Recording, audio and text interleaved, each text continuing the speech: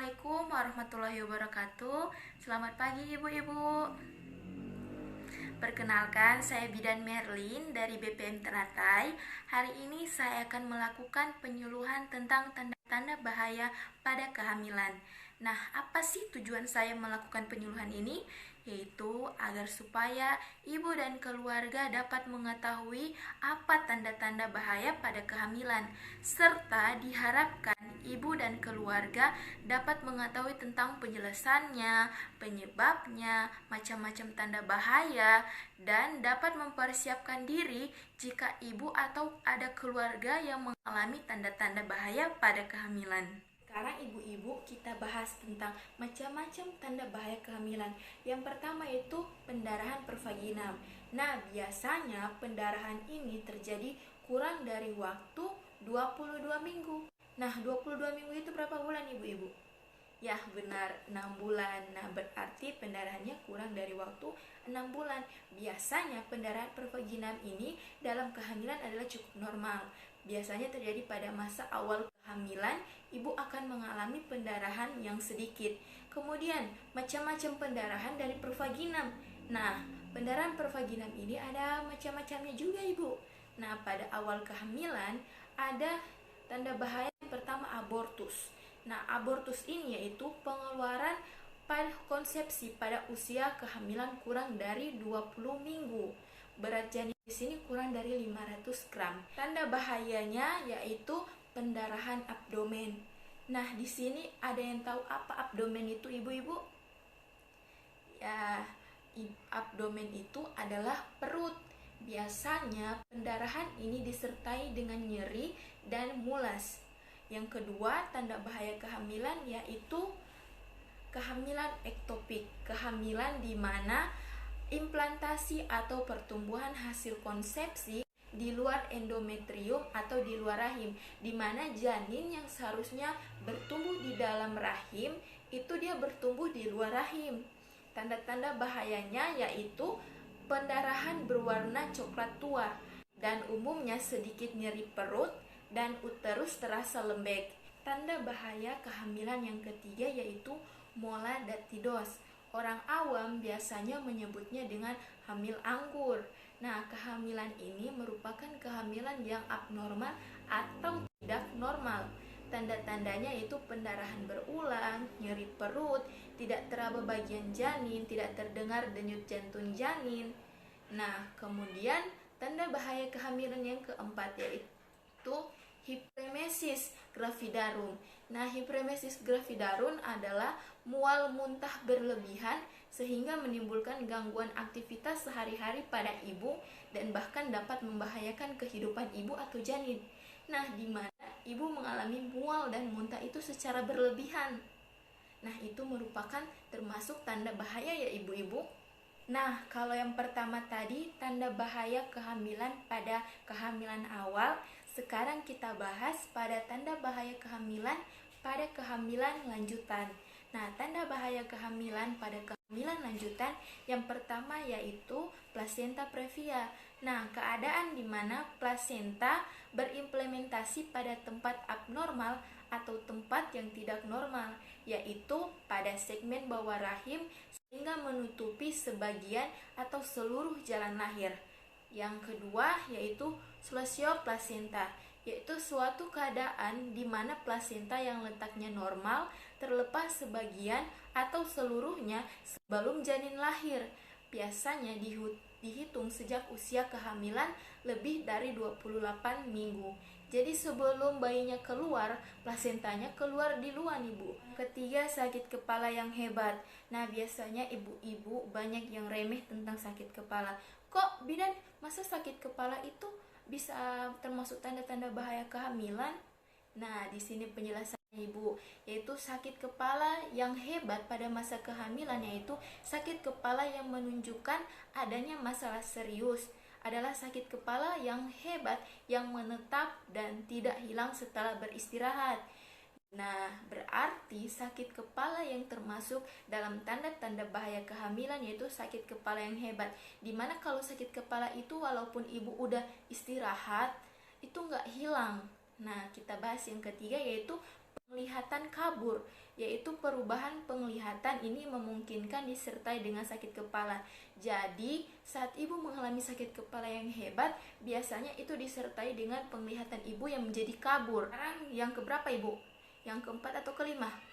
Ya, sekarang yang kelima yaitu bengkak di wajah dan jari-jari tangan. Bengkak ini biasanya menunjukkan adanya masalah serius jika muncul pada muka dan tangan dan tidak hilang setelah ibu beristirahat. Biasanya disertai dengan keluhan fisik lainnya. Jadi kalau ibu mengalami bengkak-bengkak di wajah, di tangan, di kaki, itu termasuk masalah serius.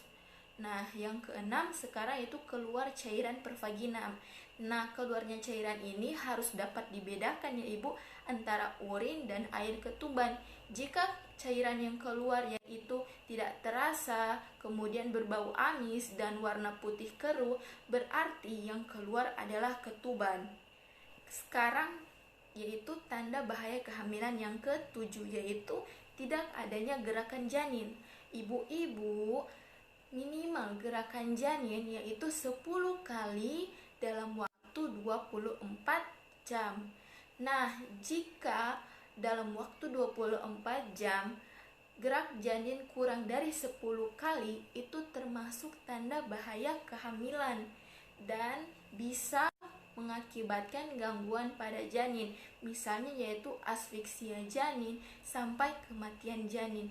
Jadi ibu-ibu kalau janin gerak itu dihitung biar bisa tahu itu lebih dari 10 kali atau kurang dari 10 kali. Nah, itu tanda-tanda bahaya kehamilan ya ibu-ibu. Nah, sekarang kita bahas apa sih tindakan yang harus dilakukan oleh ibu atau keluarga jika mengalami tanda bahaya kehamilan. Yang pertama, jangan panik. Di sini ibu jangan panik, harus tenang. Kemudian yang kedua, minta tolong. Ibu di sini kalau umpama di rumah itu ibu teriak atau minta tolong agar supaya orang rumah dengar. Atau kalau umpama tidak ada orang di rumah, ibu telepon. Kemudian yang ketiga, peran keluarga di sini mencari alat transportasi untuk mengantarkan ibu. Kemudian yang keempat, mengantarkan ibu ke RS atau ke BPM Bidan, kemudian atau ke pelayanan kesehatan yang lainnya. Kemudian 5 yaitu menyiapkan donor darah jika diperlukan. Nah, itulah tindakan yang harus dilakukan oleh ibu atau keluarga jika mengalami tanda-tanda bahaya pada kehamilan.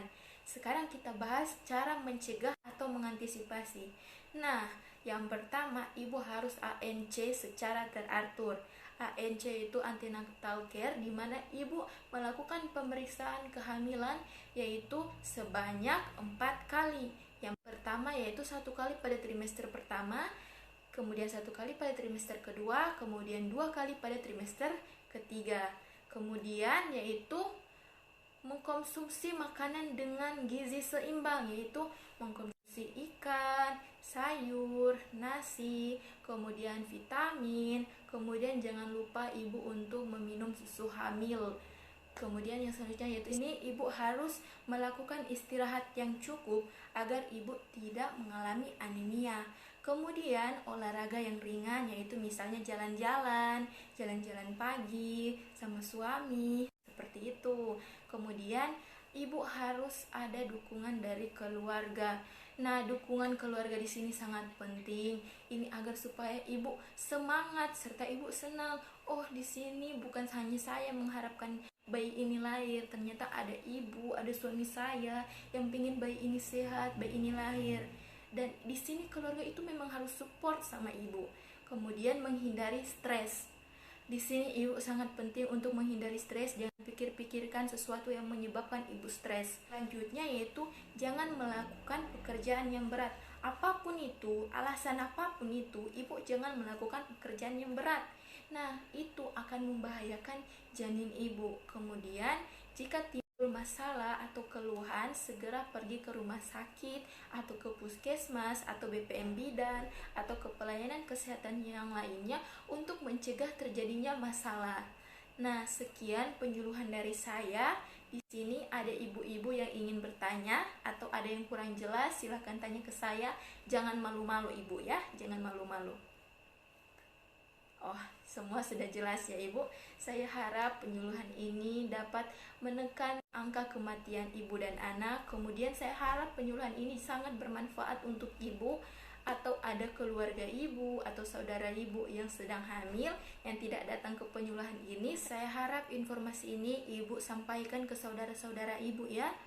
Nah, jika ada salah-salah kata atau salah-salah kalimat atau ada yang tidak mengenakan di pendengaran ibu, saya mohon maaf. Sesungguhnya kesempurnaan itu adalah milik Tuhan. Wassalamualaikum warahmatullahi wabarakatuh. Selamat pagi ya ibu-ibu. Salam sehat.